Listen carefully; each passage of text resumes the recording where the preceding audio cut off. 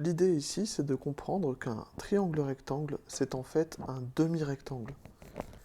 Si l'on fait tourner une copie de ce triangle rectangle autour du point qui est ici, vous allez voir qu'on reforme un rectangle.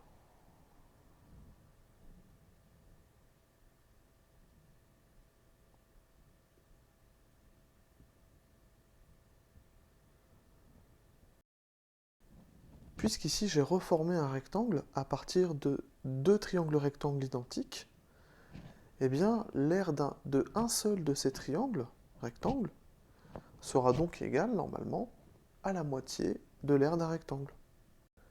Alors par exemple, si on prend un triangle rectangle qui a comme côté un côté de 3,4 cm et un côté de 6,2 cm comme ici, eh bien ce qu'on va commencer par faire, c'est calculer l'aire du rectangle complet, qui a donc comme longueur 6,2 cm et comme largeur 3,4 cm.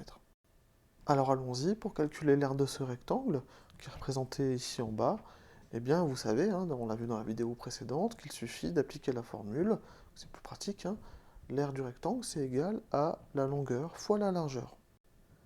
C'est-à-dire ici donc 6,2 cm fois 3,4 cm. Ce qui donne une aire pour ce rectangle donc de 21,08 cm², c'est-à-dire 21 cm² et puis 8 centièmes de cm². L'aire du triangle rectangle, puisqu'on a dit que c'était un demi-rectangle, eh bien ce sera donc la moitié de l'aire du rectangle. Donc on va simplement diviser par 2 l'aire du rectangle qu'on a trouvé tout à l'heure, c'est-à-dire 21,08 cm², et on trouve, quand on fait ce calcul, 10,54 cm², c'est-à-dire 10 cm² et puis 54 centièmes de cm². Voilà, vous savez calculer l'aire d'un triangle rectangle.